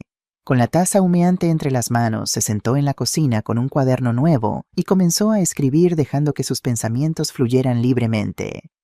Casa Carmen encabezaba la página, seguido de listas de necesidades posibles, recursos, contactos. Estaba tan absorta en su tarea que no se dio cuenta de que Sofía la observaba desde la puerta. «Buenos días», dijo la joven haciendo que Carmen diera un respingo. «Perdona, no quería asustarte. Parecías muy concentrada». «Estaba teniendo una idea loca», respondió Carmen cerrando el cuaderno con cierta timidez. «Probablemente impracticable». «Me encantan las ideas locas», sonrió Sofía sirviéndose café. «Cuéntame». Carmen dudó un momento. Hasta ahora su relación con Sofía había sido cordial pero distante, marcada por el rol de suegra y nuera. Sin embargo, algo había cambiado en los últimos días. Habían compartido vulnerabilidades, secretos, temores. Se habían convertido en algo parecido a aliadas. «Estaba pensando en darle un nuevo propósito a esta casa», dijo finalmente. «Convertirla en un refugio temporal para mujeres mayores que están en situaciones similares a la que yo viví. Mujeres que necesitan un lugar seguro mientras recuperan el control de sus vidas». Sofía la miró con una mezcla de sorpresa y admiración. «¿En serio? ¿Aquí mismo en tu casa?» «Es demasiado grande para mí sola», explicó Carmen. «Tiene 4 habitaciones este patio precioso. Y después de hablar con Remedios ayer me di cuenta de que hay una necesidad real. Muchas mujeres de mi edad sufren abusos financieros o emocionales por parte de sus familias, pero no tienen los recursos o el conocimiento para defenderse». «Me parece una idea maravillosa», dijo Sofía con entusiasmo genuino. «Podrías ofrecer no solo alojamiento, sino también asesoramiento, apoyo emocional, incluso talleres». «Exactamente», sonrió Carmen, conmovida por el interés de la joven. «Pero no sé por dónde empezar. Necesitaría permisos, financiación, ayuda legal». «Para eso están las nueras tecnológicas», bromeó Sofía sacando su portátil de la mochila. «Vamos a investigar». Durante las siguientes horas, Carmen y Sofía se sumergieron en un mundo de información sobre asociaciones sin ánimo de lucro, requisitos legales para casas de acogida, subvenciones municipales y regionales. Sofía tecleaba con rapidez. Tomaba notas, imprimía documentos mientras Carmen llamaba a contactos al padre Ignacio para preguntar sobre posibles colaboraciones con la parroquia, a Ana Gutiérrez, para consultas legales a una antigua compañera de la farmacia que ahora trabajaba en servicios sociales. A mediodía la mesa de la cocina estaba cubierta de papeles, notas adhesivas y tazas de café vacías. Habían elaborado un plan inicial, una hoja de ruta para convertir el sueño en realidad. «Es mucho trabajo», suspiró Carmen mirando la montaña de trámites por delante. «Quizás sea demasiado ambicioso para alguien de mi edad». «Después de todo lo que has conseguido estas semanas», Sofía la miró con incredulidad. «Carmen, has recuperado tu casa, has plantado cara a prestamistas peligrosos, has denunciado a tu propio hijo cuando era necesario. Esto es solo un desafío más. Y no estás sola. ¿Me ayudarías?», preguntó Carmen, sorprendida por el ofrecimiento implícito. «Me encantaría», respondió Sofía con firmeza. «De hecho, estaba pensando, podría ser una oportunidad para mí también, para usar mis estudios de administración para sentirme útil». Carmen sintió una oleada de gratitud. En medio de toda esta tormenta había encontrado una aliada inesperada, casi una hija. El timbre interrumpió la conversación. Al abrir la puerta, Carmen se encontró con el oficial Fernández, que sostenía una carpeta bajo el brazo. «Buenos días, doña Carmen. Perdone la visita sin avisar, pero tengo información que creo que le interesará». Lo invitó a pasar y le ofreció café que el oficial aceptó con gratitud. Mientras Carmen servía las tazas, Fernández abrió la carpeta sobre la mesa, cuidadosamente apartando los papeles del proyecto.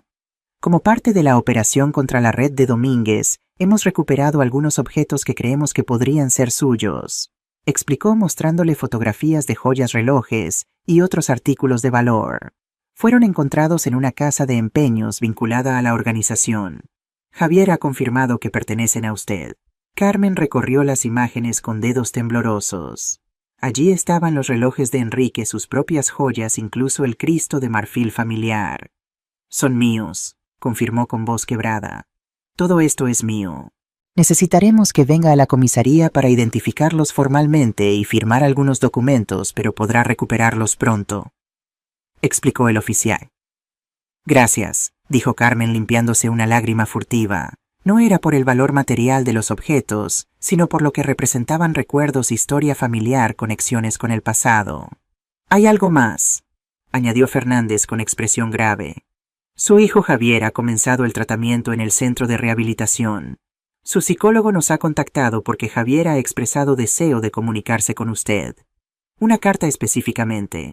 Quería saber si estaría dispuesta a recibirla». Carmen intercambió una mirada rápida con Sofía antes de responder. «Sí, estoy dispuesta. Se la haré llegar entonces». El oficial hizo una pausa. «Debo advertirle que es habitual en estos procesos de rehabilitación que los pacientes escriban cartas de disculpa o reconciliación. Forma parte de su tratamiento». «No está obligada a responder si no lo desea». «Lo entiendo», asintió Carmen. Después de que el oficial se marchara, Carmen permaneció en silencio procesando la información. Sus pertenencias regresarían como ella misma había regresado a casa, y Javier había dado un paso pequeño pero significativo hacia la sanación. «¿Estás bien?», preguntó Sofía. «Sí», respondió Carmen volviendo a la realidad. «Es solo que todo parece estar volviendo a su lugar, pero de una forma nueva, diferente». «¿Quieres seguir con los planes para casa, Carmen?»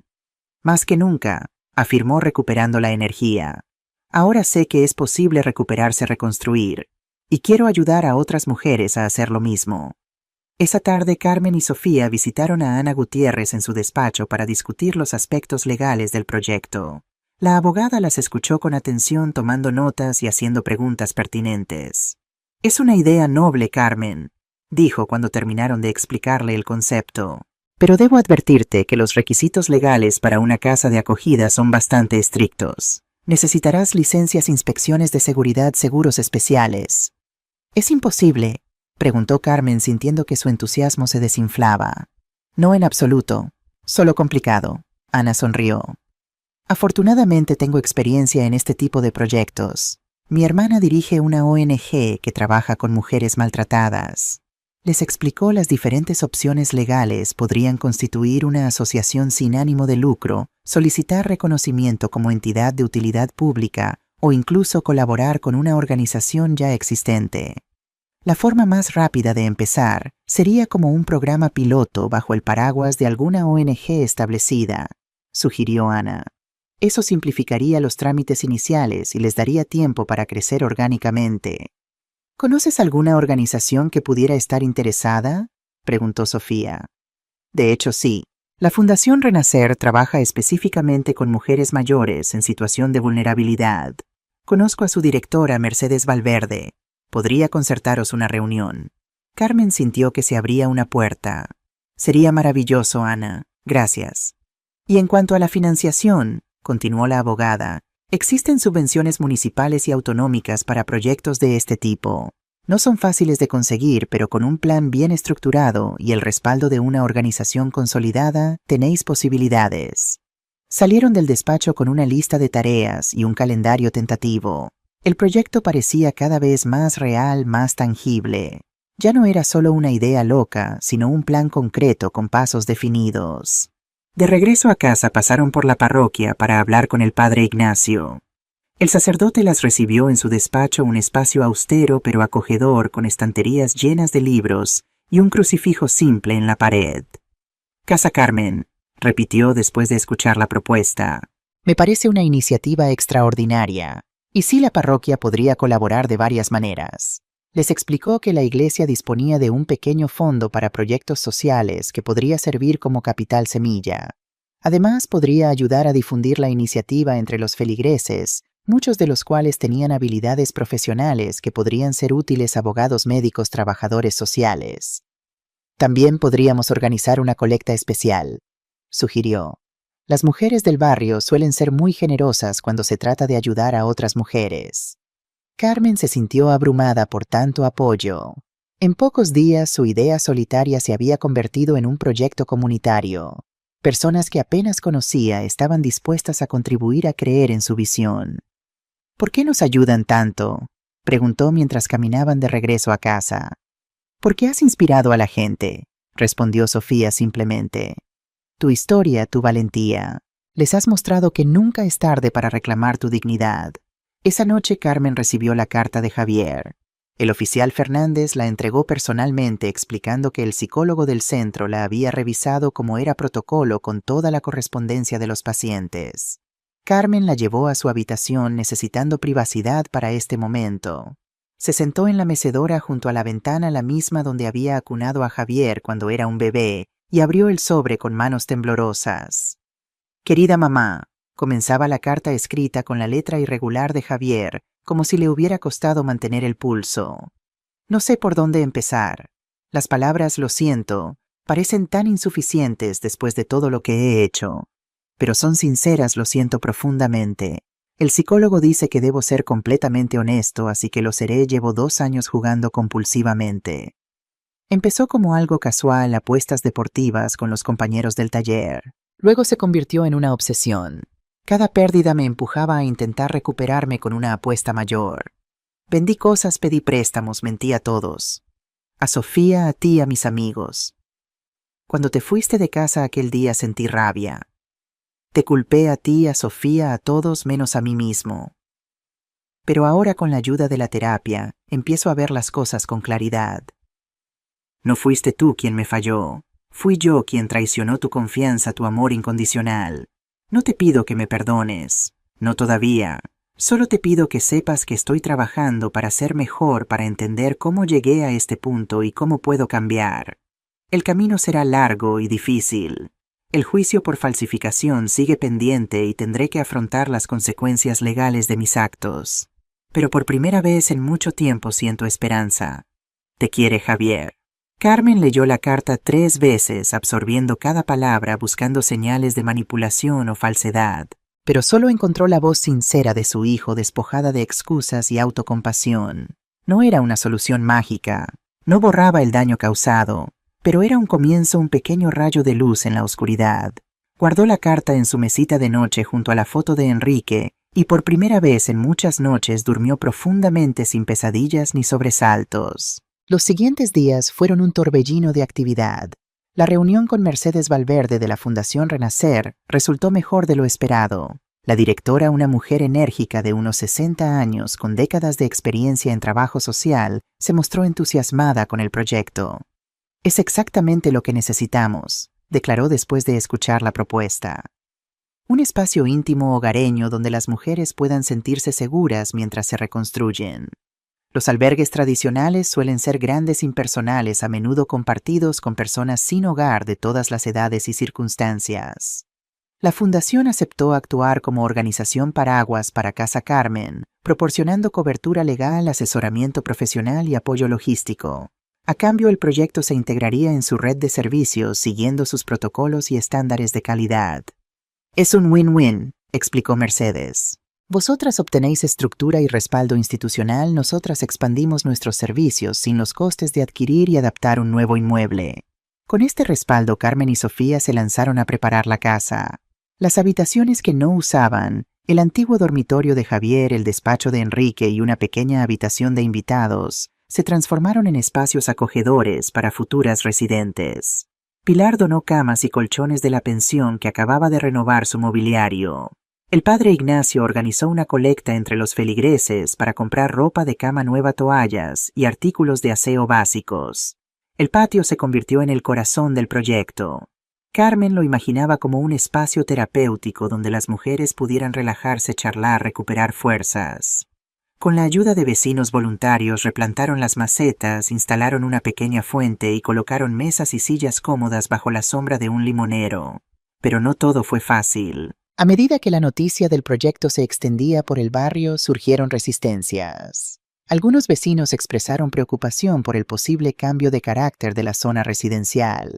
Otros temían que la presencia de mujeres con problemas pudiera atraer conflictos o reducir el valor de las propiedades. La oposición más fuerte vino de don Alberto Moreno, un anciano malhumorado que vivía en la casa contigua. Una tarde se presentó en la puerta visiblemente alterado. «¿Es cierto que vas a convertir tu casa en una especie de albergue?», preguntó sin saludar siquiera. «No es un albergue, Alberto», respondió Carmen con calma. «Es un hogar de transición para mujeres mayores en situación de vulnerabilidad. Mujeres como yo, como tu hermana Teresa». La mención de su hermana, que había sufrido abusos por parte de su marido durante décadas, pareció descolocarlo momentáneamente. «No es lo mismo», murmuró. «Esto traerá problemas al barrio, ruido desconocidos». «Serán 3 o 4 mujeres como máximo», explicó Carmen. «Señoras que necesitan un lugar tranquilo para recuperarse y reorganizar sus vidas. Te aseguro que valoran el silencio y la paz tanto como tú». Don Alberto no parecía convencido, pero Carmen no estaba dispuesta a renunciar a su proyecto por prejuicios infundados. Con la ayuda del padre Ignacio organizó una reunión informativa en el salón parroquial para responder a las inquietudes de los vecinos. La noche de la reunión el pequeño salón estaba lleno a rebosar. Carmen, nerviosa pero decidida, explicó el proyecto con todo detalle, su propósito, funcionamiento, medidas de seguridad, proceso de selección de residentes. Respondió a preguntas algunas hostiles con paciencia y honestidad. «No estamos creando un centro de rehabilitación ni un albergue masivo», aclaró. «Es simplemente un hogar temporal para 3 o 4 mujeres que necesitan rehacer sus vidas. Mujeres como yo que de un día para otro se encontraron sin techo, sin apoyo, sin dirección». Al final de la reunión, la mayoría de los vecinos parecía haber superado sus reservas iniciales. Algunos incluso se ofrecieron a colaborar como voluntarios. Don Alberto seguía refunfuñando, pero ya no amenazaba con movilizar al vecindario contra el proyecto. Mientras tanto, los trámites legales avanzaban. Ana Gutiérrez consiguió las licencias necesarias, argumentando ante el ayuntamiento que el proyecto respondía a una necesidad social urgente y no alteraba sustancialmente el uso residencial del inmueble. «El único obstáculo que queda es la inspección de seguridad», informó la abogada a mediados de la 3ª semana.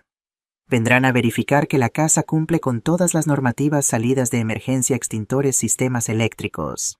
La inspección fue otro desafío. El edificio, aunque bien conservado, tenía más de 100 años y no cumplía con algunos requisitos modernos. Carmen tuvo que invertir una suma considerable en mejoras, instalar detectores de humo, actualizar el cuadro eléctrico, adaptar uno de los baños para personas con movilidad reducida. «No sé si podré permitirme todo esto», confesó a Sofía una noche revisando presupuestos de obras. He gastado casi todos mis ahorros. Tengo una idea, respondió la joven después de un momento de reflexión. ¿Y si creamos una campaña de crowdfunding? Tu historia ha inspirado a mucha gente, Carmen. Estoy segura de que muchos querrían contribuir. Con la ayuda de un sobrino de Pilar que estudiaba marketing digital, lanzaron una campaña en redes sociales. Sofía redactó un texto emotivo pero digno, explicando la génesis de Casa Carmen, sin caer en victimismo ni sensacionalismo.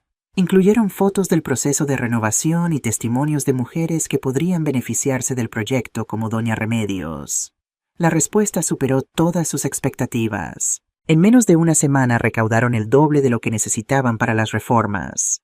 Llegaron donaciones no solo de Sevilla, sino de toda España e incluso del extranjero. Muchas venían acompañadas de mensajes de apoyo: mi madre sufrió algo similar. Ojalá hubiera tenido un lugar como Casa Carmen. A los 70 años perdí todo por confiar en mi sobrino. Tu historia me da esperanza.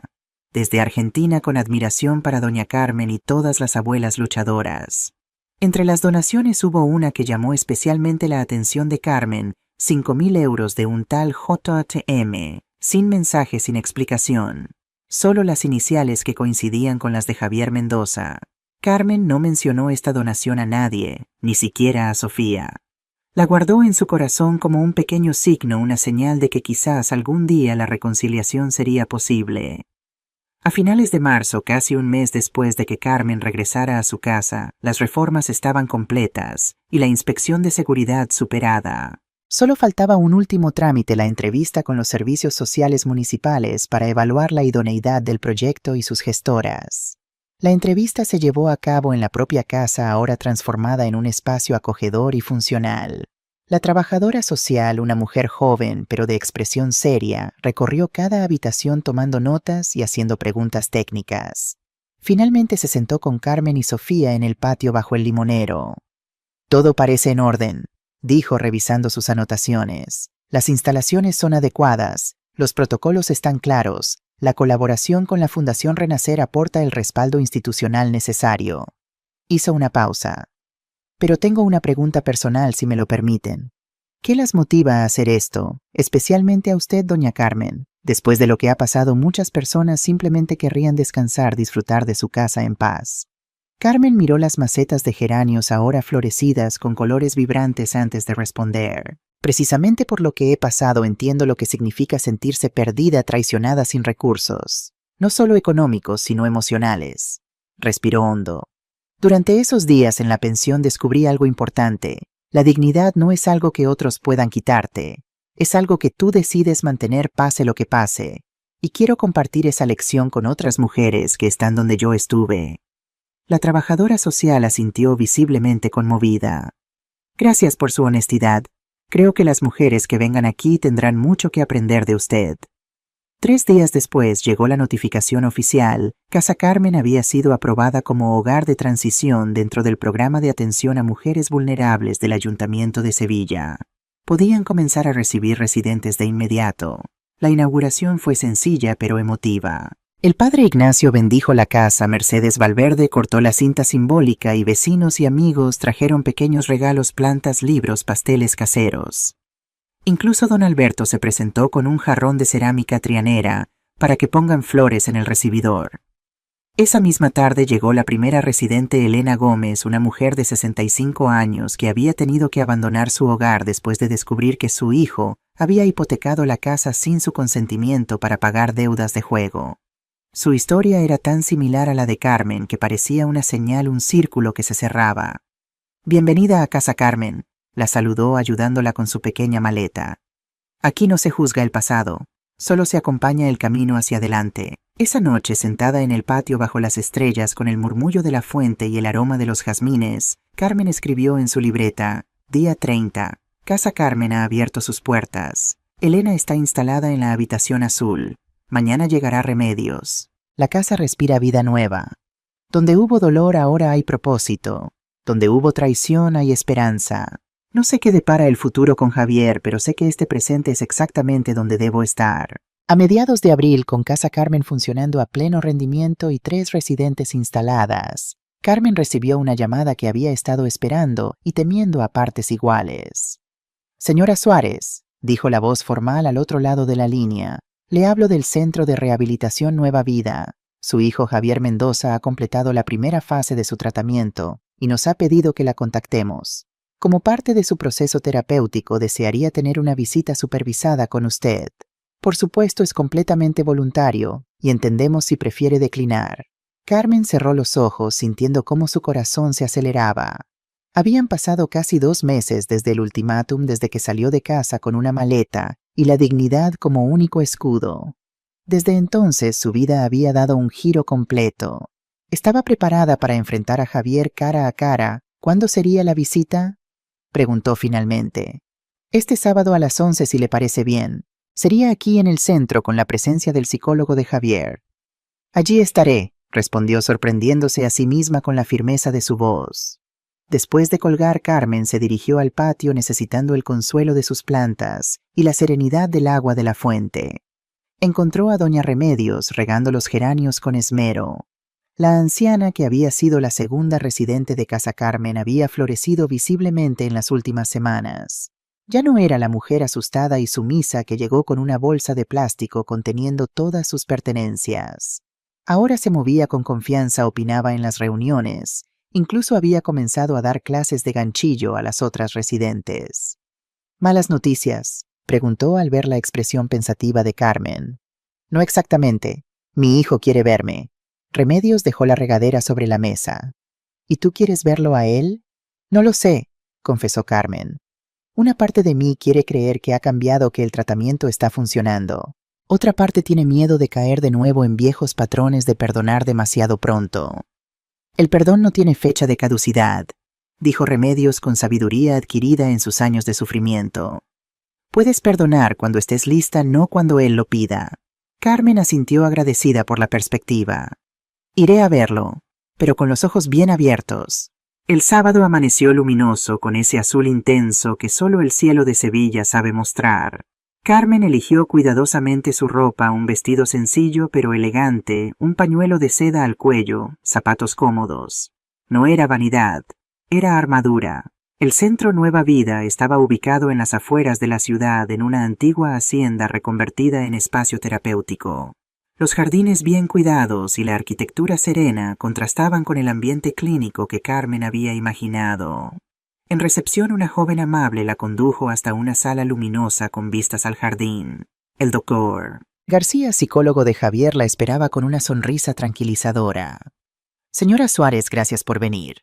Javier ha estado trabajando muy duro en su recuperación y este encuentro es importante para él. Sin embargo, quiero que sepa que puede interrumpir la conversación en cualquier momento si se siente incómoda. Agradezco su consideración, doctor. Estoy preparada. Cuando Javier entró en la sala, Carmen apenas lo reconoció. Había perdido peso, tenía el pelo más corto y algo en su postura había cambiado. Ya no llevaba esa actitud desafiante y arrogante. Parecía más contenido, más presente. «Mamá», dijo con voz quebrada, deteniéndose a unos pasos de distancia, claramente inseguro sobre cómo saludarla. «Javier», respondió ella extendiendo una mano que él tomó con delicadeza, como si temiera romperla. Se sentaron frente a frente con el psicólogo discretamente a un lado. Durante unos momentos solo se escuchó el canto de los pájaros en el jardín. «Te ves bien», dijo finalmente Javier. «Diferente pero bien». «Tú también pareces diferente», respondió Carmen estudiando el rostro de su hijo, buscando señales del niño que una vez fue. «Lo estoy intentando», dijo él frotándose nerviosamente las manos. «El programa me está ayudando a entender muchas cosas. Sobre el juego, sobre mis patrones de comportamiento, sobre cómo llegué a este punto». Carmen asintió esperando. No quería facilitarle las cosas, no esta vez. Necesitaba escuchar lo que él tenía que decir sin ayudarlo, sin completar sus frases como había hecho toda la vida. «Sé que probablemente no signifique mucho ahora», continuó Javier tras un momento de silencio. «Pero quiero pedirte perdón. Por todo. Por el ultimátum, por las mentiras, por intentar usar tu casa, por los objetos que vendí». Su voz se quebró. «Especialmente por haber intentado hacerte parecer mentalmente inestable. Eso fue imperdonable». Carmen sintió que algo se ablandaba en su interior, pero mantuvo la compostura. «¿Por qué lo hiciste, Javier? No solo las deudas, sino intentar destruir mi reputación, mi credibilidad». Javier bajó la mirada visiblemente avergonzado. El doctor García dice que debo ser completamente honesto, así que lo seré. Estaba desesperado. Las deudas crecían, los prestamistas me presionaban. Necesitaba dinero rápido y la casa parecía la solución más fácil. Hizo una pausa. Pero más allá de la desesperación había algo más profundo: resentimiento. Siempre sentí que tenías demasiado control, demasiada influencia. Quería humillarte de alguna manera, demostrar que yo tenía el poder. La brutal honestidad de la confesión golpeó a Carmen como una bofetada. No esperaba este nivel de introspección, esta capacidad para reconocer no solo los actos, sino las motivaciones oscuras detrás de ellos. Gracias por tu honestidad, dijo finalmente. No debe haber sido fácil admitir eso. Nada en este proceso ha sido fácil, confesó Javier. Pero necesario, muy necesario. El doctor García intervino suavemente. Javier ha estado trabajando en identificar los patrones destructivos en su vida. La adicción al juego fue un síntoma, no la causa raíz de sus problemas. Siempre usé el dinero como medida de valor, explicó Javier. Creía que si tenía suficiente, si aparentaba éxito, sería respetado, admirado. Cuando empecé a perder en el juego, mi identidad se desmoronó. Me convertí en alguien que no reconozco, alguien capaz de dañar a las personas que más debería proteger. Carmen escuchaba atentamente, recordando al niño inseguro que siempre comparaba sus juguetes con los de otros, que se enfadaba cuando no podía tener lo último, lo mejor. ¿Y ahora?, preguntó.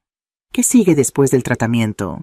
El camino es largo, respondió el psicólogo antes de que Javier pudiera hablar. La recuperación de la ludopatía no es un destino, sino un proceso continuo. Javier tendrá que asistir a terapia regular, a grupos de apoyo, probablemente durante años. Y además, añadió Javier, está el tema legal. El juicio por falsificación de documentos será el mes que viene. Mi abogado dice que, dado mi tratamiento voluntario y mi colaboración con la policía en el caso Domínguez, es probable que reciba una sentencia suspendida, pero habrá una condena, un antecedente penal. ¿Cómo te sientes respecto a eso?, preguntó Carmen. Asustado, admitió Javier. Pero es justo. Cometí un delito y debo afrontar las consecuencias. Miró directamente a su madre. Ya no espero que vengas a rescatarme, mamá. No es tu responsabilidad arreglar mis errores. Esas palabras, más que cualquier otra cosa, convencieron a Carmen de que algo había cambiado realmente en su hijo. Por primera vez en su vida adulta, Javier estaba asumiendo la responsabilidad de sus actos, sin buscar excusas ni salvadores. ¿Y Sofía?, preguntó cambiando de tema. ¿Has hablado con ella? Una sombra de tristeza cruzó el rostro de Javier. Me ha escrito algunas cartas. Es amable, pero distante. Creo que ha decidido seguir adelante con su vida y no la culpo. Le hice mucho daño, la engañé, la manipulé. Está viviendo en casa Carmen, dijo Carmen, ayudándome con el proyecto. Ha recuperado sus estudios y trabaja media jornada en una farmacia. Me alegro por ella, dijo Javier con sinceridad. Siempre tuvo potencial, pero yo la mantuve pequeña, dependiente. Como intenté hacer contigo. Sacudió la cabeza como sorprendido por su propia conducta pasada. El doctor García dice que reproducía patrones tóxicos de control. Carmen asintió, reconociendo la verdad en esas palabras. Ella misma había contribuido a esos patrones, permitiendo que Javier dependiera de ella mucho, después de que debiera haberse independizado completamente. He oído hablar de Casa Carmen, dijo Javier después de un momento. Está ayudando a muchas mujeres. ¿Verdad es? Inspirador. Gracias, respondió Carmen, permitiéndose una pequeña sonrisa. Ha dado un propósito a todo lo que pasó. Conversaron durante casi una hora más con el psicólogo, interviniendo ocasionalmente para guiar la conversación hacia terrenos constructivos. Hablaron del pasado, de momentos buenos y malos, de patrones familiares que se remontaban a generaciones. No fue una conversación fácil, pero sí necesaria. Al despedirse, Javier preguntó tímidamente, ¿podré volver a casa algún día? Carmen respiró hondo antes de responder. La casa ya no es solo mía, Javier. Ahora es un refugio para mujeres vulnerables, un proyecto comunitario. Vio la decepción en los ojos de su hijo, pero también comprensión. Sin embargo, continuó, cuando salgas del centro y estabilices tu situación, podemos hablar sobre la posibilidad de que vengas de visita. No a vivir, pero sí a compartir un café, una conversación. Me gustaría eso. dijo Javier con una sonrisa tenue pero genuina. Mientras conducía de regreso a Sevilla, Carmen sintió una mezcla de emociones alivio por ver que su hijo estaba trabajando en sus problemas, tristeza por todo lo perdido, esperanza cautelosa por lo que podría venir. No era un final feliz de cuento de hadas. No había abrazos desgarradores ni promesas grandilocuentes. Solo pequeños pasos hacia la sanación, hacia una relación más sana basada en el respeto mutuo en lugar de la dependencia y la manipulación. Y por ahora eso era suficiente. El verano llegó a Sevilla con su calor implacable, convirtiendo las calles en hornos y los patios en oasis. Casa Carmen se había establecido como un refugio conocido y respetado en la comunidad. En los 3 meses desde su apertura había acogido a 7 mujeres, cada una con su historia de vulnerabilidad y resiliencia. 4 habían graduado, ya encontrando nuevos hogares, reconectando con familiares de confianza o simplemente recuperando la independencia suficiente para vivir por su cuenta. El patio, con su fuente cantarina y su limonero generoso, se había convertido en el corazón del proyecto. Allí se celebraban reuniones, terapias de grupo, clases de todo tipo, desde gestión financiera hasta defensa personal para mujeres mayores. Por las noches era común ver a las residentes y a Carmen compartiendo historias bajo las estrellas con vasos de limonada fresca y el canto de los grillos como música de fondo. Sofía había encontrado su vocación en el proyecto. Coordinaba las actividades diarias, gestionaba las finanzas, mantenía actualizado el pequeño sitio web que habían creado. Había retomado sus estudios de administración de empresas y hablaba de especializarse en gestión de entidades sin ánimo de lucro. Una tarde de julio, mientras Carmen regaba las plantas del patio, el timbre sonó. Al abrir la puerta se encontró con una mujer de mediana edad, acompañada por una anciana frágil que se apoyaba en un bastón. ¿Es esta casa Carmen?, preguntó la más joven. Me llamo Lucía Fernández. Esta es mi madre Dolores. Nos han hablado de su proyecto. Carmen las invitó a pasar y las condujo al patio donde la temperatura era más soportable. Mientras Sofía traía agua fresca, Lucía explicó su situación. Su madre de 82 años había estado viviendo con su hermano, quien poco a poco había ido apropiándose de su pensión y sus ahorros. Recientemente habían descubierto que incluso había intentado modificar el testamento a su favor. Yo la acogería en mi casa, explicó Lucía con evidente angustia. Pero vivo en un 4º piso sin ascensor y con mi trabajo de enfermera en turnos estaría sola demasiado tiempo. Carmen miró a la anciana, que mantenía la mirada baja, evidentemente avergonzada por la situación. Le recordó a sí misma apenas unos meses atrás.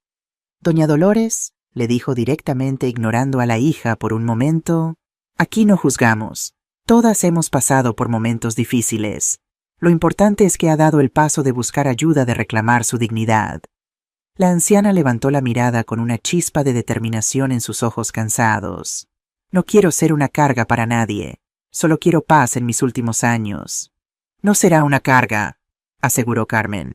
«Será una compañera en este camino». Después de explicarles el funcionamiento de Casa Carmen, los requisitos y las normas, Carmen las acompañó a ver la habitación disponible, la que llamaban la habitación del amanecer, porque recibía los primeros rayos de sol cada mañana. «Es perfecta», dijo Dolores con una sonrisa tímida, acariciando la colcha de ganchillo que Remedios había tejido para cada cama de la casa. Mientras completaban el papeleo, Carmen observaba la interacción entre madre e hija, la preocupación genuina de Lucía, el amor evidente a pesar de las circunstancias difíciles. Recordó a Javier, se preguntó si algún día podrían reconstruir algo parecido. Habían pasado 3 semanas desde su visita al centro de rehabilitación. Desde entonces habían intercambiado algunas cartas y una breve llamada telefónica.